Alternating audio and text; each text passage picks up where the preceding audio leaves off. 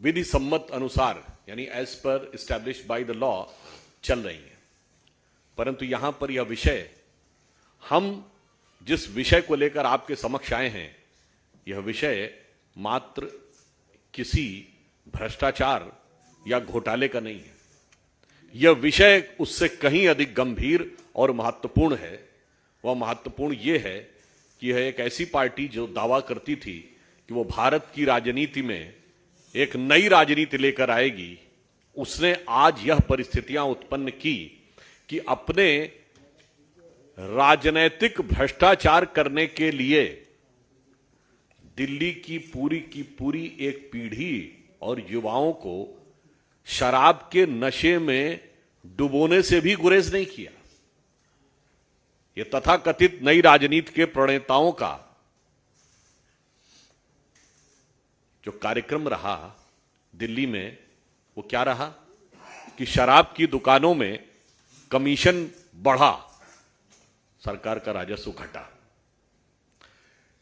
ठेके बढ़ा दिए गए, पीने की उम्र घटा दी गई, आबादी के क्षेत्रों में, आवासीय क्षेत्रों में दुकानें बढ़ा दी गई, ड्राई डे कम कर दिए गए। इतना ही नहीं, एक बोतल के साथ एक बोतल फ्री कर दी गई और स्कूलों के पास भी शराब की दुकानें खोलने में इनको कोई गुरेज नहीं हुआ। आप सोचिए कितनी खतरनाक बात है कि आप एक तरफ शराब की आयु कम करने की प्रक्रिया कर रहे हैं और दूसरी तरफ स्कूलों के पास और आवासीय क्षेत्रों के निकट आप ये बैठा रहे हैं, नई प्राइवेट दुकानें खोल रहे हैं। इसका बहुत साफ मीनिंग ये हुआ कि आपको इससे कोई मतलब नहीं था कि दिल्ली के युवा, दिल्ली की भावी पीढ़ी किसी भी प्रकार से, और one by get one free, ऐसा आपने उदाहरण कहीं देखा होगा? मेरे विचार से किसी सरकार के द्वारा आपको अपनी स्मृति में दो चीजें नहीं होंगी कि कोई सरकार यह दावा करे कि एक बोतल लीजिए, अब वो क्वार्टर था या अध्या था वो तो उन लोगों को पता होगा, एक बोतल दूसरी फ्री मिल जाएगी, ऐसा आपको उदाहरण नहीं पता होगा। और दूसरा ऐसा कोई उदाहरण नहीं पता होगा कि शिक्षा मंत्री ही शराब मंत्री हो। मेरे विचार से आप सभी लोग काफी राजनीतिक दृष्टि से जागरूक हैं, अनुसंधान करके यदि ऐसा उदाहरण मिले तो लाके बताइएगा। ये नई राजनीति थी। इसलिए हम सब आज यहां पर जो आए हैं, ये हमारे मन में एक पीड़ा है। वो पीड़ा ये है कि ये किसी पार्टी का या किसी नेता का या किसी सरकार का सिर्फ सरकार के पद का दुरुपयोग करके पैसे कमाने का मामला नहीं है भ्रष्टाचार का। ये पैसे कमाने के लिए दिल्ली की युवा पीढ़ी के भविष्य के साथ एक खतरनाक खेल करने का विषय है। इसलिए इस विषय पर भारतीय जनता पार्टी बहुत वेदना के साथ और संवेदना के साथ, विद पेन एंड सेंसिटिविटी, हमने यह निर्णय लिया है कि इस विषय पे दिल्ली की जनता को जागरूक करने के लिए और किस प्रकार का षड्यंत्र रचा जा रहा था दिल्ली की युवा पीढ़ी को नशे की लत तक जाकर उनका राजनीतिक हित यानी उसके दम पर भी अपने पैसे बनाने के लिए, उसको लेकर एक जागरूकता अभियान चलाएगी पार्टी, जिसमें कि यह भी होगा कि किस प्रकार से जो युवा पीढ़ी है वो इस षड्यंत्र को समझे और हमारे नागरिक भी इसको समझें। इस विषय में दिल्ली प्रदेश का क्या विचार है और क्या कार्यक्रम है, इसके लिए मैं अनुरोध करूंगा कि हमारे कार्यकारी अध्यक्ष सचदेवा जी आपको संबोधित करेंगे। ये शराब की नई दुकानें खुलनी शुरू हुई तो दिल्ली भाजपा ने तभी से इसका विरोध करना प्रारंभ किया। लगातार धरने प्रदर्शन हम उन दुकानों के खिलाफ, दिल्ली सरकार के खिलाफ करते रहे और इसका हमें एक लाभ भी मिला। कई दुकानें हमारे आंदोलन के कारण इनको बंद करनी पड़ी और उस समय जो हमने देखा था वो निस्संदेह बड़ा दुखदायी था। आज भी रोहतास नगर की हमारी कम से कम 7 बहनें हैं जिन पे पुलिस का मुकदमा है। और कैसे हमने ठेकों पे देखा, नौजवान साथी तो लगते थे लाइनों में, स्कूल के बच्चों को भी देते थे, जिसका जिक्र अभी सुधांशु भाई ने किया। कोई धार्मिक स्थल इन्होंने नहीं देखा, स्कूल नहीं देखा, और दिल्ली के युवाओं को नशे में डुबोने का षड्यंत्र इस सरकार ने किया। और अब हमारी पार्टी ने यह तय किया है, दिल्ली में हमारे 256 मंडल हैं, 250 नगर निगम वार्ड और 6 दिल्ली कंटेंट बोर्ड के, 13,649 बूथ हैं हमारे। दिल्ली प्रदेश का हर एक कार्यकर्ता इस विषय को लेकर दिल्ली के हर नागरिक का दरवाजा खटखटाएगा, इस षड्यंत्र के बारे में बताएगा और दिल्ली की जनता को जागरूक करेगा कि कैसे दिल्ली के युवाओं को नशे में डालने का षड्यंत्र इस सरकार ने किया था।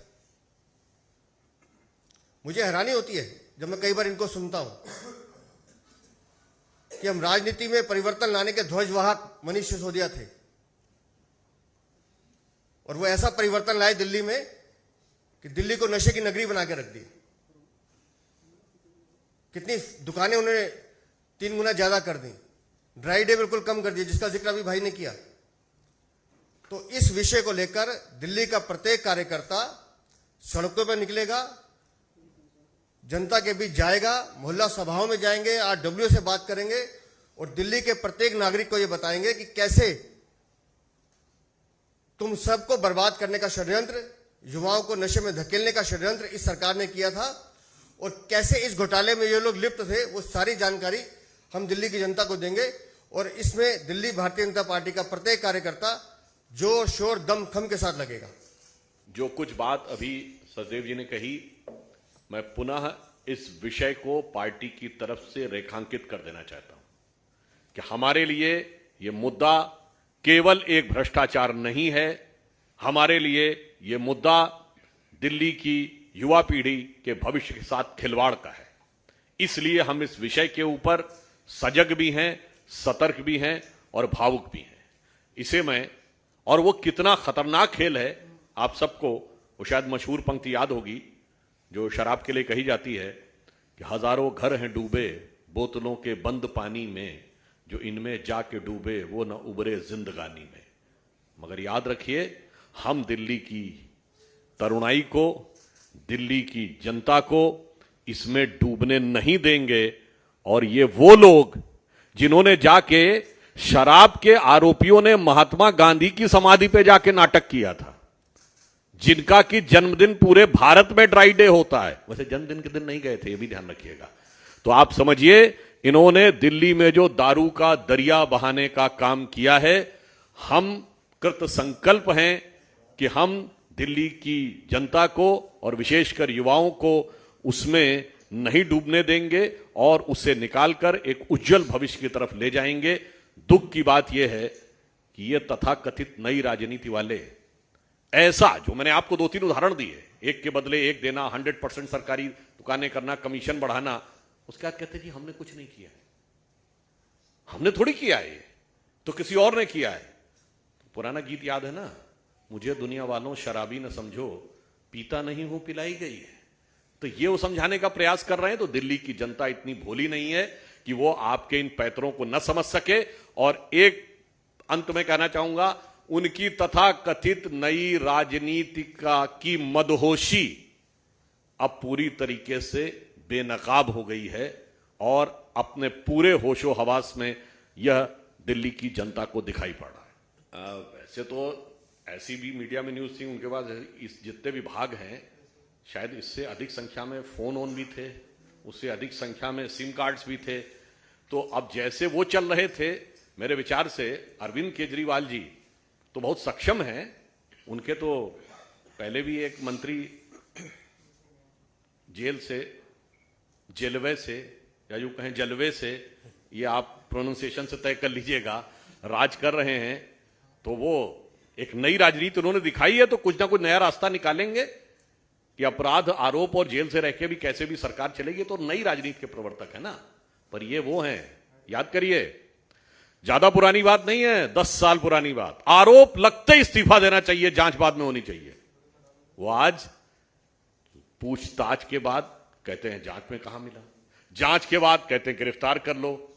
याद करिए कितना सच बोलते हैं। जब सीबीआई ने उनके ठिकानों पे रेड की थी तो क्या बोले थे कि हमारे बैंक लॉकरों में सिर्फ एक बच्चे का झुंझुना मिला। यह बात प्रतीक में नहीं बोली थी, ये उनके प्रवक्ताओं ने वास्तविकता में बोला था।